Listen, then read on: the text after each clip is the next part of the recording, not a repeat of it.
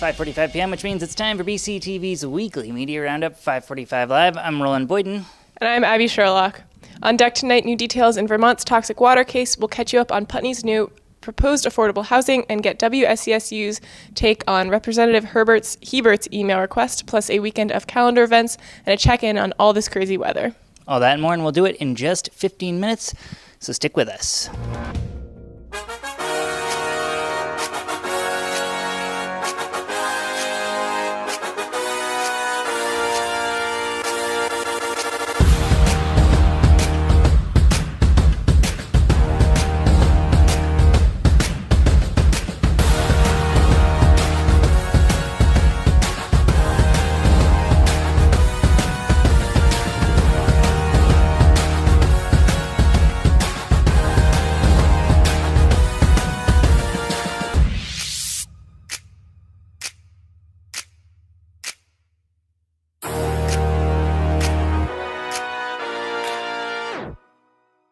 According to Politico, Clinton says Vermont is part of the gun problem, telling a private meeting of New York lawmakers on Monday that statistics are coming out soon showing many of the guns used in New York crimes actually came from Vermont.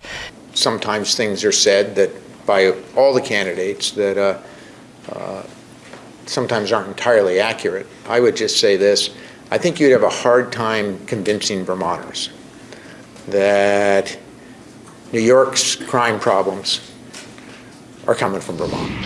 Welcome back to this April 8th, 2016 edition of 5:45 Live. That's Governor Peter Shumlin responding to comments made by presidential hopeful Hillary Clinton, who alluded to Vermont's lax gun laws and its effect on crime in the state of New York, while campaigning there in prep for the Empire State's massive primary vote this month.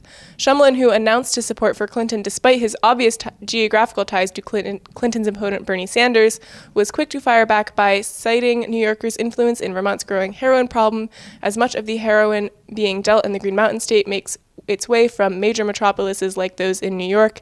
And while new evidence suggests that the two issues are dangerously connected, with New York-based drug dealers trading large quantities of heroin to Vermonters in exchange for guns, neither Clinton nor Shumlin seemed willing to acknowledge this link between the issues. And we've got plenty of local headlines to check in with, but first, if you've been following the national news at all, you probably have heard about the giant leak, the Panama Papers, considered one of the biggest data leaks in history. Reporters from all across the globe are sorting all through it, and we've got some details courtesy of the broadcast journalism crew from Landmark College. Now, they've been hosting a weekly news series here at BCTV for their spring session, and they're going to break down that Panama Papers story for us. What's the deal here, guys? The biggest data leak in history, including 11 million documents implicating national leaders in widespread corruption, took the world by storm this week. The documents come from one of the world's most secretive companies, the Panamanian law firm Mossack Fonseca. The leak shows how Mossack Fonseca helped clients launder money, dodge sanctions, and avoid taxes. The documents include activities of 12 current or former heads of state, including Icelandic Prime Minister Sigmund David Gunnlaugsson and Russian President Vladimir Putin. Other details are still emerging. All right, with that, into the local headlines we'll go, and we'll start by heading north to Putney, where locals met at the Putney Fire Department earlier this week for a question and answer session regarding the affordable housing project proposed by the Wyndham and Windsor Housing Trust. The meeting seemed to be a success, with the proposal of a housing site at Newman Hall and another site at the historic Noyes House on Kimball Street. The site at Newman Hall would be a combination of 18 townhouses and apartments located around a courtyard, and the site at Noyes House would be converted into 4 one-bedroom apartments.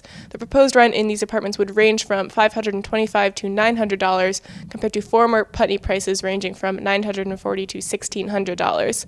The current building estimate for the Putney landing site is $16,500.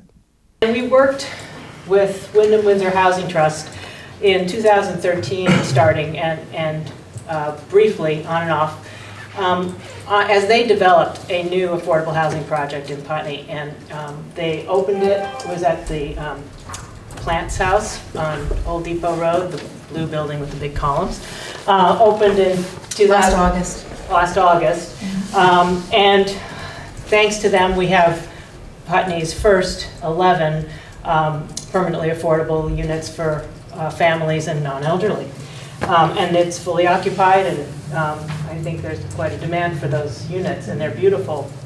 That's a short clip there from a special public info meeting hosted by the Putney Affordable Housing Committee as they set forth much of these details and answered a lot of questions from the public. It's available to stream right now at BrattleBoroTV.org and, of course, on BCTV Channel 10, just 2 clicks up the dial as well. All right, we're going to move on in the headlines here. We reported last week that the Brattleboro Select Board had done more than just the usual swearing-in ceremony at last week's special organizational meeting, taking the opportunity to vote through final approval of the purchase of Black Mountain Road. After a looming deadline that could have cost the town an extra $5,000 forced the board to act prior to their first regular meeting of the month. This is something that was all laid out in a new memorandum of understanding released this week by the town manager's office, which included details on how the initial stages of the Black Mountain Road purchases are proceeding. Moving on, state environmental official Alyssa Shuren announced government fund used to respond to chemical contamination will be ending by 2017. However, Shuren, along with the House Fish and Wildlife Committee, are working on a fund for next year. The fund currently uses around $290,000 a year, but projections are showing an increased average of $3 million a year to pay for the cleaning of old industrial sites. The fund is currently being used in response to the chemical PFOA being found in the water near Bennington. Vermont is currently seeking legislation in Congress to reform the Toxic Substances Control Act to prevent future issues regarding PFOA and chemicals similar to it. Next up, this week was the first official public meeting for the WSESU Act 46 Study Committee since the announcement that Vernon Guilford Rep. Mike Hebert was requesting the board turn over all 18 members' committee-related emails, something that could number in the tens of thousands. Now, this is also something the board announced they would fully comply with. The logistics of sorting through said emails, however, well, that's another story. Especially when Hebert did confess during his public request that he personally lacked the time to watch the public meetings themselves, given his time commitments in Montpelier. How that will translate when it comes to the time to look through the emails remains unclear. However, at this meeting, they did make it clear that they would turn over each and every one of those emails. We have very clear guidelines. We're a legal group. We follow open meeting policy. We post our agendas, we post our minutes. We have a very clear goal to consider unification, and that is what we have done together as the 5 of us, 5 towns. Now you can see that full WSESU Act 46 Study Committee meeting. They have those just about every week, and they're all recorded on BCTV and then shown at BrattleBoroTV.org. That was the last Act 46 Study Committee regular meeting, but the Brattleboro Town School Board this week also hosted a massive Act 46 public forum on all the details regarding how Act 46 will affect the Brattleboro Town School Board and the 3 schools, really 4 if you count EES, all the Academy School, EES, Green Street School, and Oak Grove School as well. All those schools under their jurisdiction, how Act 46 will affect those. They've been planning this forum for a long time, and they were hoping for a big public turnout. They got some good questions, some good answers. We've got a clip here to show you what it's all about. Mandated by the current law, and if we don't merge, the state of Vermont will decide how to merge us by 2019.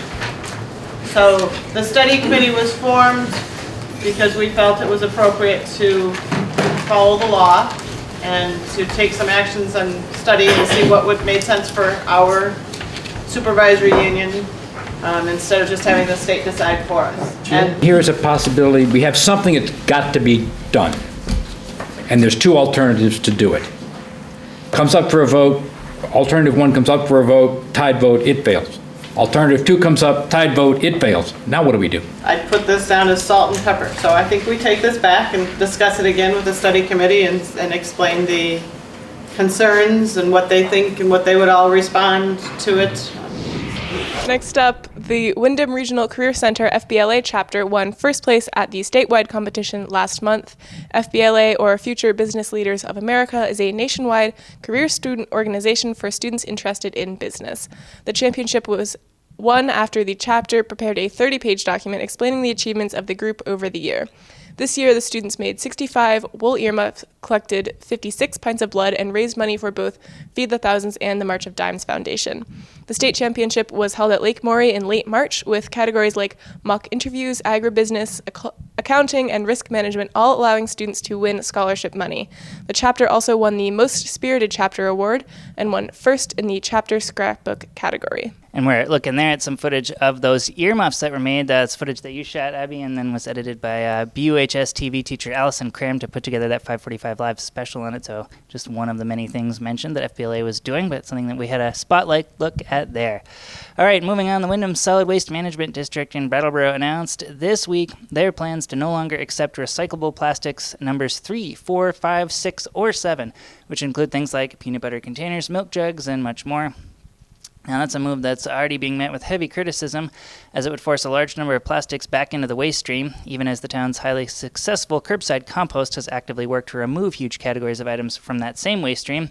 The reason for the reduction in recycling service is money, with the WSCSU board citing lack of buyers for the plastics in those numbered categories and the decreased cost of oil, which in turn links to new plastic manufacturing costs going down. It's all in the mix. Now, as for the planet itself and all this, well, we all know how that goes. All right, moving on. As predicted, there's been an influx of ticks in the area this spring after the warm winter, with reports of ticks already housing themselves on people and their pets. And if you were hoping that this week's extreme cold may have killed off many of the budding tick population, don't hold your breath, say regional experts. It can take a lot more than 2 days of 20-degree temps to take down these tenacious pests. And with this winter being the hottest on U.S. record, places like Maine have already seen 40 cases of Lyme disease since January 1st. However, the warm weather may not increase the number of bugs, just keep them around for longer. Maine, Vermont, and New Hampshire are all high-risk states for Lyme disease, recognizable by the bullseye rash around the tick bite. Be sure to check your pets and wear your repellent. Before we launch into our BCTV video calendar, we often take a quick moment to get a bridge update. Now, usually this is the 91 bridge construction that's going on, but this week we'll take you north to Townsend, where they've got their own bridge construction going. After a long time, bridge that was down following Tropical Storm Irene is finally getting renovated. Renaud Brothers are doing all the work on it, and BCTV producer Russ Graybeck was there to get some footage of the construction in process. Let's take a look.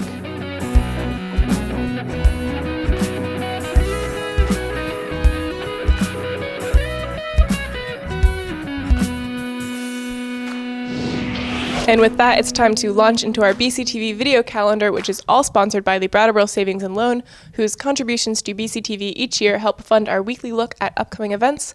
And we'll start with local author Joshua R. Helms, who will be reading from his new poetry collection, Machines Like Us, at Everyone's Books, tonight from 6 to 7 p.m.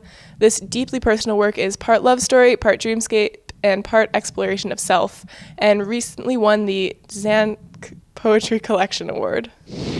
Next up on the calendar, Grammy-winning jazz musician Maria Schneider will be performing with her band at UMass this coming Saturday, April 9th, from 8 to 10 p.m. Before the concert, Schneider will be talking about her career, which will be a free event. Tickets to the concert and more information can be found, and they've got a website for that. It's fineartscenter.com.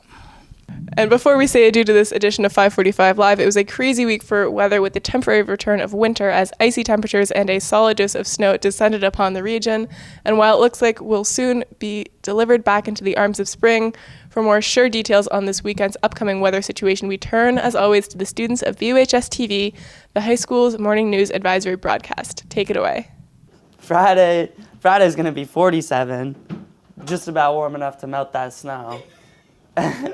And it's going to be a low of 27, just enough to make that melted snow turn to ice. So that's going to suck. But back to Deshay at the desk. All right, that does it for another edition of 545 Live. Thanks for checking in with us. We'll be back next week right here on BCTV Comcast Cable Channel 8 at 5:45 p.m. Eastern Time. In the meantime, thanks for watching.